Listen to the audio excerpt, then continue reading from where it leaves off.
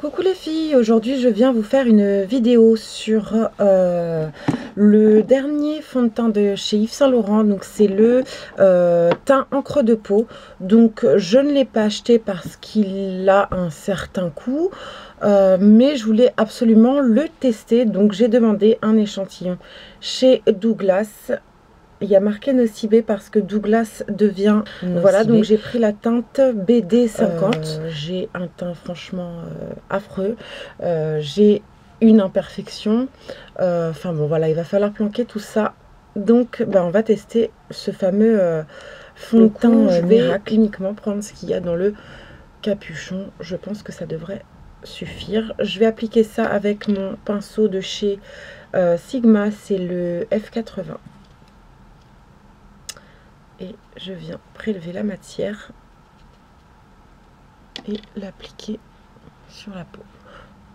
Donc au niveau de la teinte, j'ai vraiment l'impression que c'est la bonne.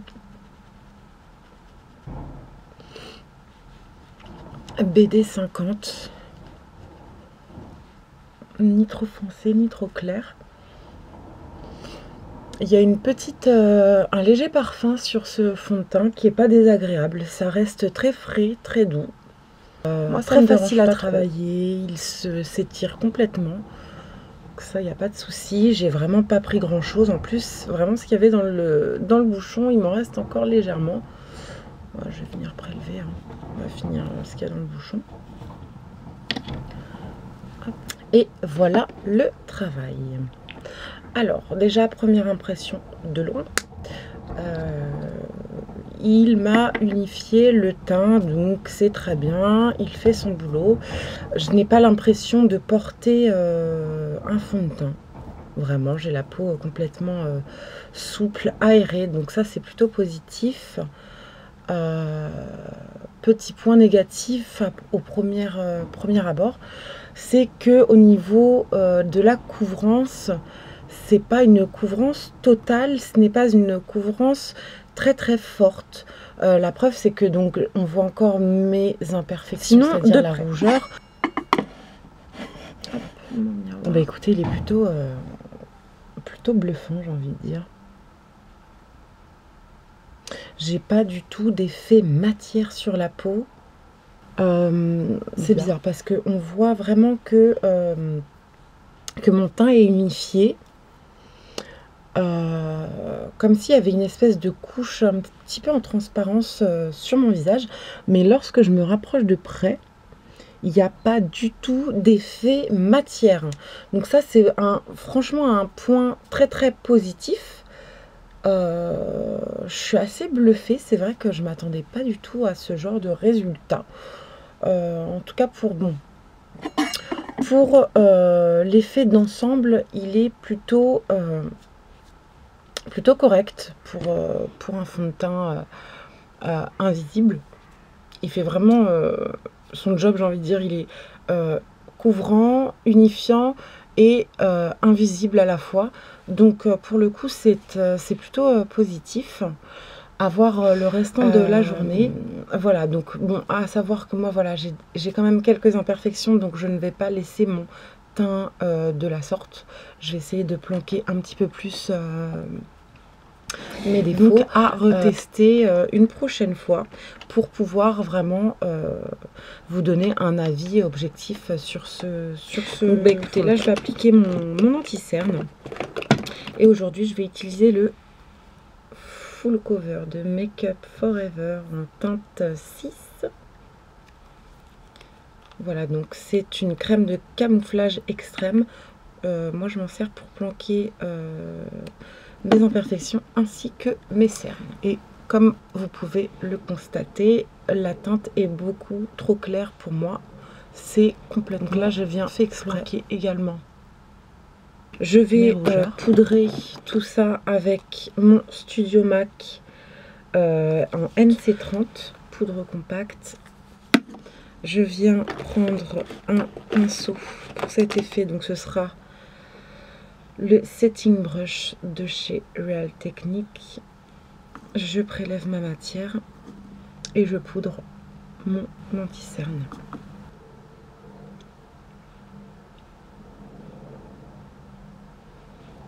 Et je vais vraiment rester uniquement sur l'anti-cerne. Je ne vais pas venir poudrer le fond de teint, tout simplement pour voir l'évolution du produit au cours de la journée.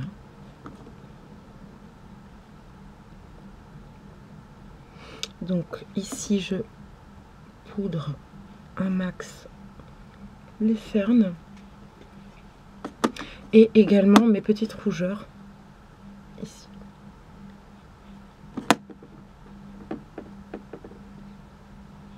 Voilà.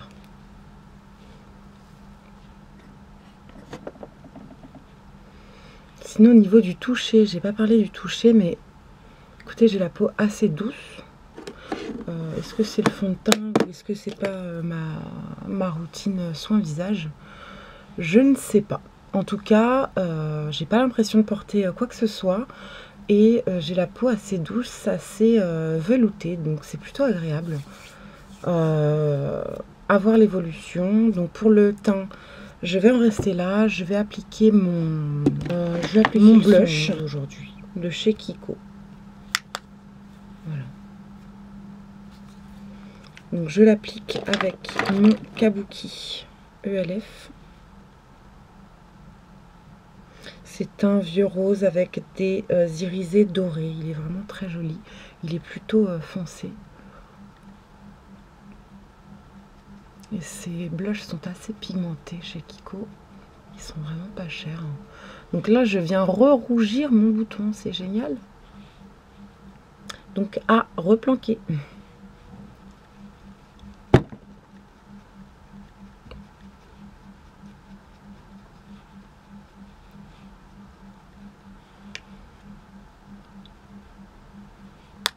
Voilà, ça suffira. Ensuite, je vais venir appliquer une base à paupières. Et aujourd'hui, je vais utiliser le Paint Pot de chez MAC, le Painterly, pour unifier ma paupière et avoir une base pour mon fard que je vais poser juste après.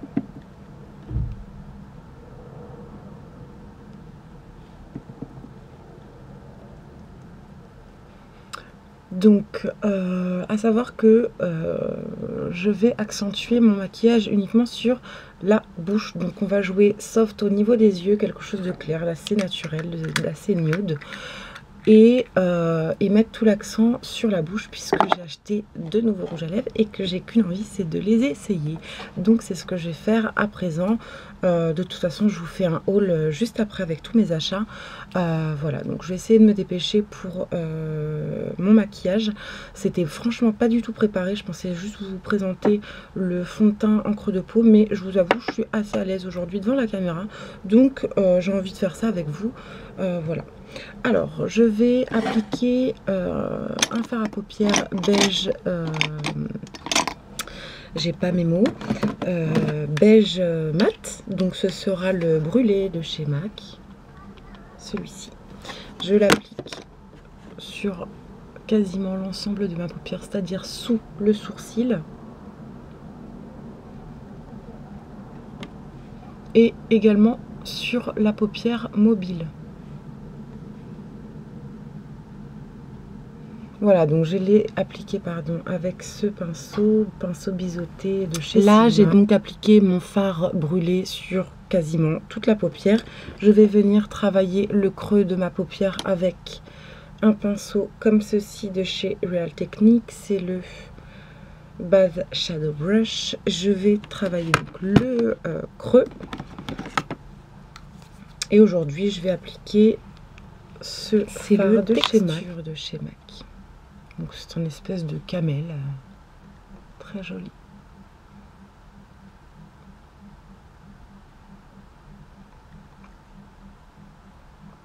Donc voilà, je viens travailler le fard juste au niveau du creux. J'essaye de remonter légèrement et estomper la matière. Je veux juste accentuer, on va dire, les creux de mon visage. Donc voilà, j'en mets pas de trop, hein, c'est juste pour donner un relief en fait.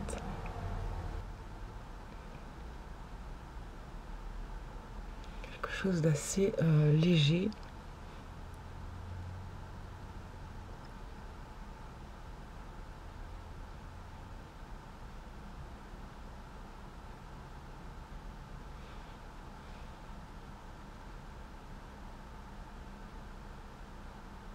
Donc léger, mais faut que ça se voit quand même légèrement.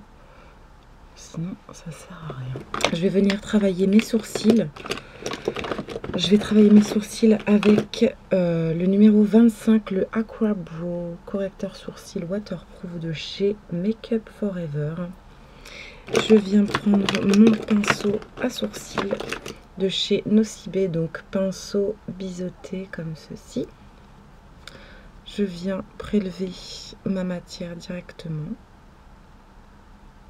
et je trace.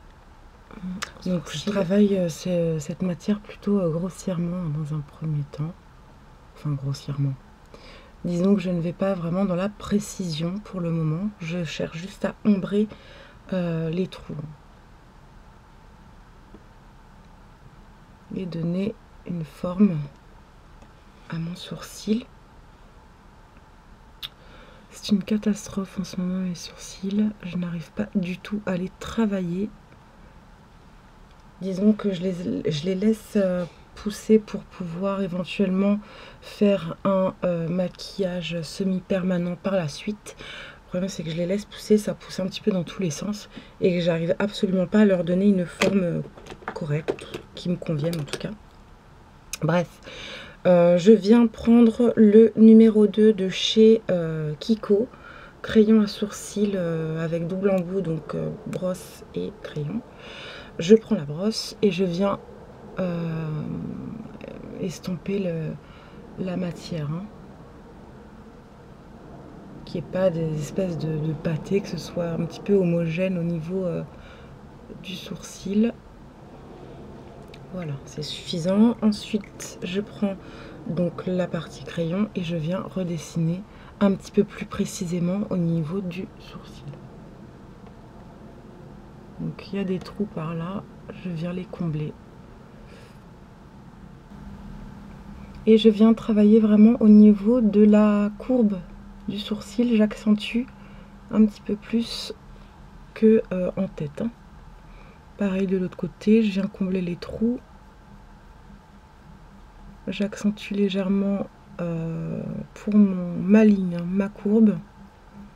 J'appuie un petit peu plus et je comble les trous restants. Et là, je viens travailler la tête du sourcil, mais tout en légèreté, hein.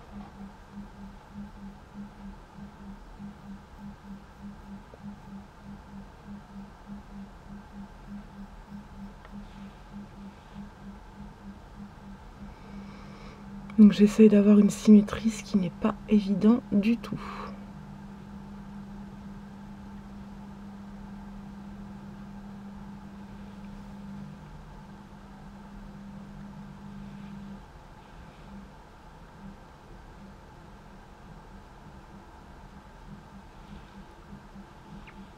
Donc là, ils sont faits assez grossièrement. Je vais revenir avec la petite brosse et je viens estomper la matière pour que ce soit légèrement plus harmonieux, plus naturel, hein.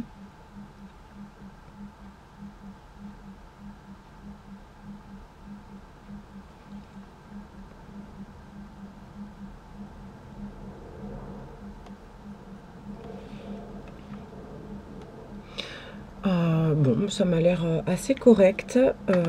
Pour terminer et pour vraiment parfaire donc la ligne de mon sourcil, je viens prendre ce petit pinceau plat de chez Kiko. C'est le Ice 210.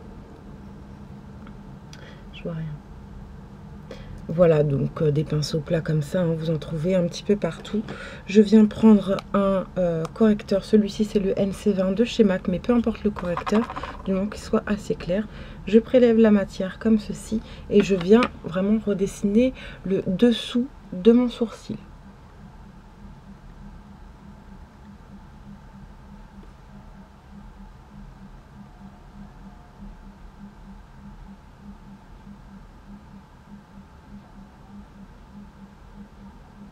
comme ceci. Donc là, je vais venir estomper ma matière.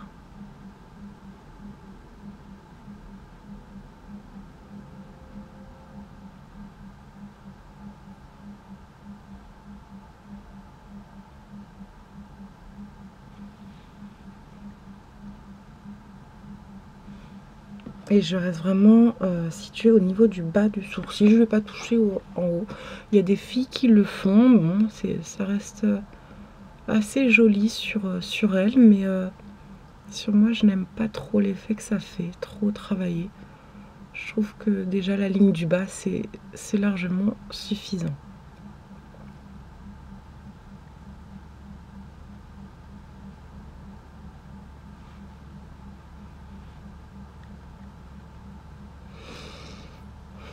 Bah écoutez, ça m'a l'air correct. Je vais revenir appliquer ma petite touche lumière sous mon sourcil parce que j'ai l'impression qu'elle s'est trop estompée.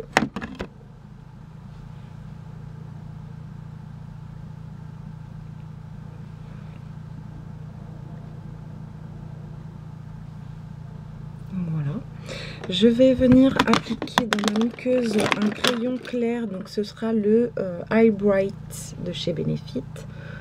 Voilà, crayon dans les tons roses, mais ça fait presque blanc au niveau de la muqueuse, c'est très bien. Et c'est le seul crayon clair qui tient dans ma muqueuse. Enfin, qui se voit, disons. Parce que j'en ai acheté deux autres, un de chez Sephora, un de chez MAC. J'ai beau les appliquer, ça ne se voit absolument pas. Donc le but c'est quand même d'apporter de la clarté au regard. Ok, je vais venir placer un fard très clair. Donc ici ce sera le Invincible Light de chez MAC. Je crois que c'est une édition limitée. Voilà, il est comme ceci. Je vais l'appliquer avec un petit pinceau crayon de chez Sigma, c'est le E30. Et je viens l'appliquer dans le creux interne de mon œil. Vraiment apporter de la lumière.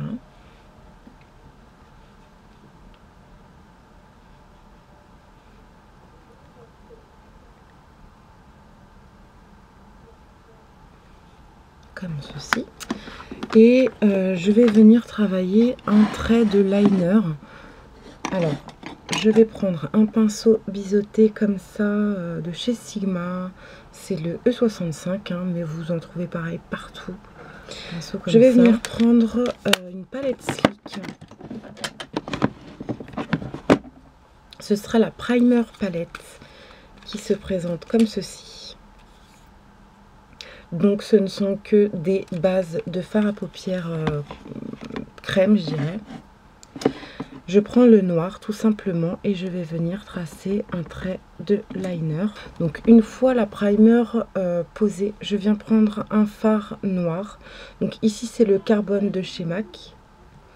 Même pinceau biseauté, et je viens tout simplement fixer la matière en fait sur mon trait noir pour vraiment donner un petit peu plus d'intensité. Je vais venir appliquer mon mascara. Donc aujourd'hui ce sera le Hypnose Drama de Lancôme en teinte noire. Bah, bizarrement j'aime pas du tout. Je sais pas, j'aime pas ma tête aujourd'hui.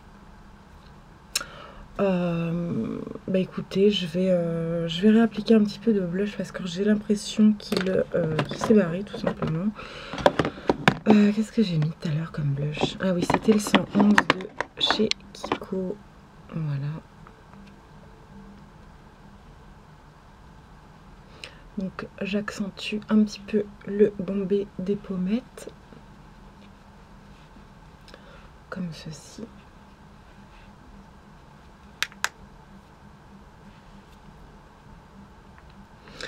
Ok, je vais mettre un petit peu d'highlight sur mon visage. Donc ce sera le Invincible de tout à l'heure. Hein.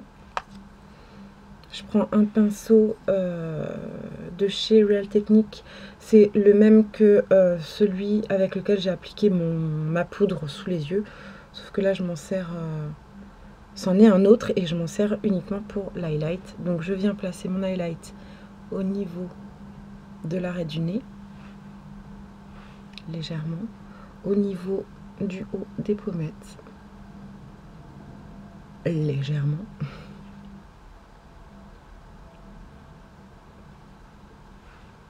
Et parfois c'est tellement léger que ça se voit pas. Donc voilà, le tout c'est de trouver vraiment la juste dose. Hein. Et je viens en placer également ici.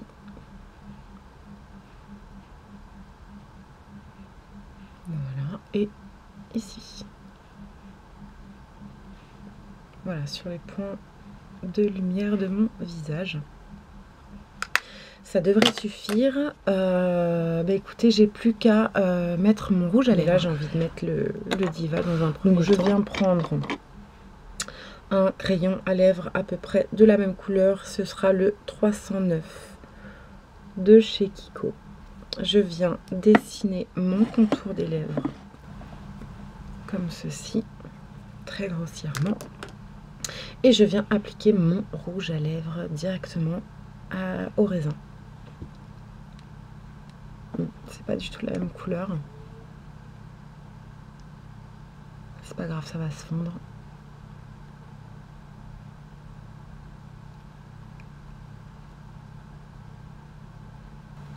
Lui est très joli. Très joli, simplement il faudrait que je trouve un contour des lèvres un petit peu plus foncé parce que là ça me perturbe un peu. Qu'est-ce que je peux prendre? Je vais prendre le 312 de chez Kiko. Voilà. Et je viens redessiner le contour. Pour le contour, mieux vaut un contour un petit peu plus foncé qu'un contour trop clair. Il est beau. Il est magnifique, je suis très contente. Il est vraiment très joli. Je ne sais pas si j'ai ce genre de couleur dans ma collection de rouge à lèvres. Voilà, mes goûts de toute façon tournent toujours autour des mêmes coloris. Ces espèces de bordeaux, de rouge sombre éteint comme ça, j'adore. Voilà, j'ai pas l'impression de l'avoir. Mon make-up est terminé. Voilà, je n'ai plus qu'à